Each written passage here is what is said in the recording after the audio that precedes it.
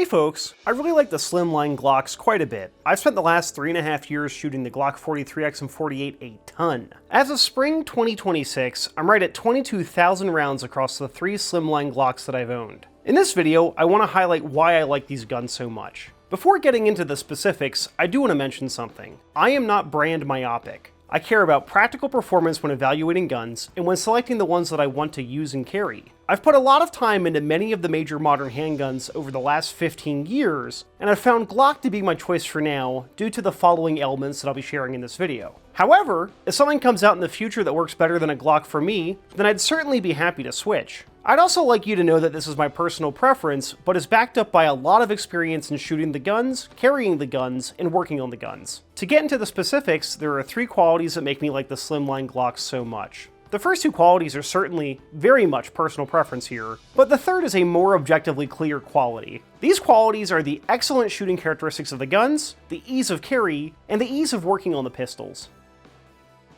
The Slimline Glocks are fairly snappy guns. However, I like snappy. Snappy is one of those phrases that means something different from person to person. For person A, snappy could mean that the gun has harsh recoil and is unpleasant to shoot. For person B, snappy could mean that the gun has a quick recoil impulse and is back on target faster. For me, the latter is certainly true here. The Glock 43x and G48 are fairly snappy guns, but are very quick back on target. I much prefer this to a rather sluggish, slow return back to the target. While I have been shooting a comped 43x a lot lately, I still like the barrel-muzzled 43x and 48. With that snappy recoil, it works well due to the overall recoil impulse of a Glock. For me, I find that a Glock is a very straight back recoil impulse. Rather than being floppy or flippy like a lot of guns can be, I find these Glocks to shoot pretty flat. I like the recoil impulse quite a bit here, but I also like the overall feel of the guns in hand too. The slimmer grip lets me crunch down more fully on the gun. Even though I've got medium to large hands, I find that the 43x and 48 just fill into the hand excellently. Now I have stippled both the guns I'm showing here, but I've really yet to find a handgun that didn't need some flavor of extra texture on it after a certain period of time. Doesn't matter if it was a Glock or an HK or a 1911, I want more texture on the gun. The final part of the shooting characteristics comes down to the trigger. I like a Glock trigger. Yes, I've done some slight work to my Glocks to make the triggers a little bit smoother or a little bit better, but nothing that changes the fundamental feel of a Glock trigger. I'm a big fan of that medium take-up weight and that more rolling break, so much so that I've actually made my non-Glocks have similar feels to their triggers. For my 1911s, I like to have a good split between the take-up and the actual break weight of the trigger. I don't want to have a super hard defined wall, I want to have more of that rolling break, and with a Glock, I get that out of the box with the gun. Now I've certainly shot handguns that I can shoot as well as the Slimline Glocks. However, the Glock has felt like easy mode to me. I wrote a review of the Wilson Combat EDC-X9 back in 2024, and the crux of that review was that I shot my Glock 48 consistently better, so I didn't see the need to keep the X9. I was able to shoot that EDC-X9 to the same level as the G48, but it took me way more brain power to do so. With the Glocks, I can basically just go through the motions and still do very, very well. For practical uses in real life, I want a handgun that does not take much mental focus for the shooting, as in real life, the stuff that happens before and after the shooting are going to be much, much harder to deal with. That's a topic for another video though. However, the idea of carry is certainly not a topic for another video, and the carry experience for the Slimline Glocks is something that I absolutely love.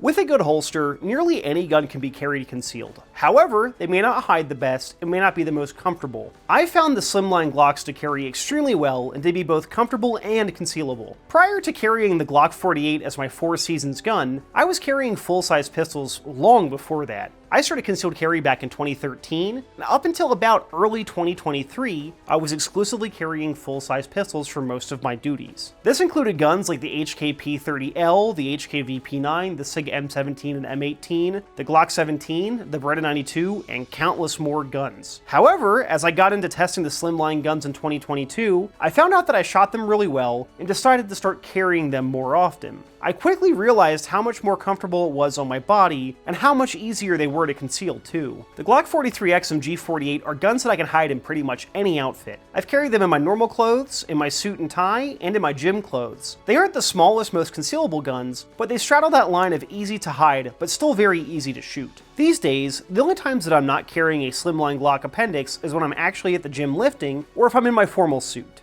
While I can conceal the gun fine in both those types of attire, I find that when I'm at the gym lifting, I want to have a little bit more comfort because, well, I'm lifting, so I tend to go for a smaller gun like the Bodyguard 2.0 or the Glock 42. When I'm in my suit, that generally means that I'm in a more non-permissive environment, and I tend to go for a smaller gun, again like those two 380s, or possibly a small J-frame revolver. For those instances, I need to have the smallest gun possible. So while I can carry a 43x or 48 in my suit, I tend not to do that very much these days. However, 95% of the time, I'm just in gym clothing, lounging around the house after I've hit the gym, or I'm in my regular clothing, and I'm going to have a Slimline Glock 43x or 48 on my person. The last carry quality that I really like is something that dovetails into the next big quality. I really appreciate that I can get a striker control device on the pistol. I've got a full video on the SCD, but the long and the short is that the SCD is an extra passive safety that we can mount to a Glock handgun. It's something that I'm certainly glad to have, and it makes the gun an easier choice for me to choose to carry. Well, I've wandered into it, so let's talk about working on the Slimline Glock handguns.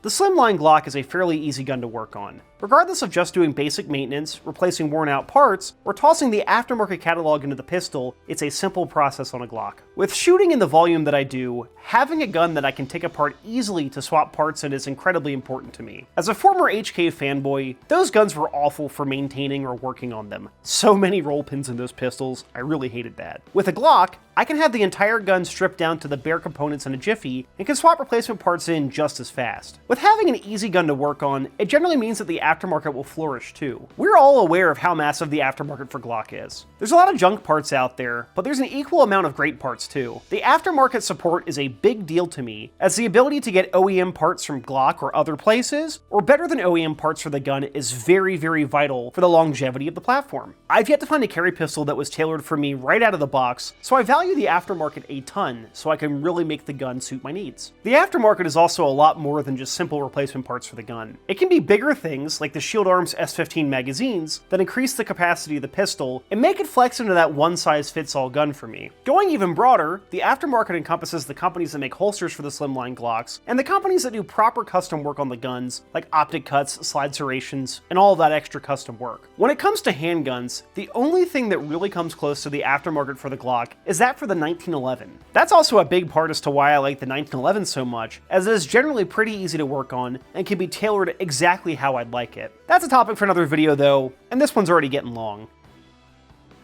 The Slimline Glocks are something special. They take the simplicity of the Glock and shrink it down a little bit. Now these guns aren't magical, nor are they perfect. However, they've become my favorite guns to carry over the last few years, and I've quickly racked up a lot of rounds with them in my hands. I've also taken a number of shooting classes with them, from the likes of instructors like Daryl Bulkey, Chuck Haggard, Cecil Birch, and John Johnston. I've even taught a few local classes using the Slimline Glocks as my demonstration guns too. I've done some of my highest level, best performance shooting of my entire life with the 43X and the 48 in my hands too. I really, really like these guns. I think some folks take the Slimline Glocks for granted. People bemoan Glock for being boring or for not changing their designs very much from generation to generation. However, I think that consistency is a big part as to why I like the guns and why I've taken to them so much. I can make the gun my own and can do it much easier than on any other platform that I've found so far. For that, I really appreciate and really like the Glock, and especially the Slimline Glock 43X and 48. And that's why I like the Slimline guns. How do you feel about these guns? Let me know in the comments down below. Big thanks to you for watching till the end, and massive thanks to my financial supporters. I do not take money from companies, and I am wholly supported by you, the viewer. If you'd like to financially support the channel, you can do so by joining as a channel member or by hopping on the Patreon. Both are linked down below in the description. Thanks for watching, and I'll catch you in the next video.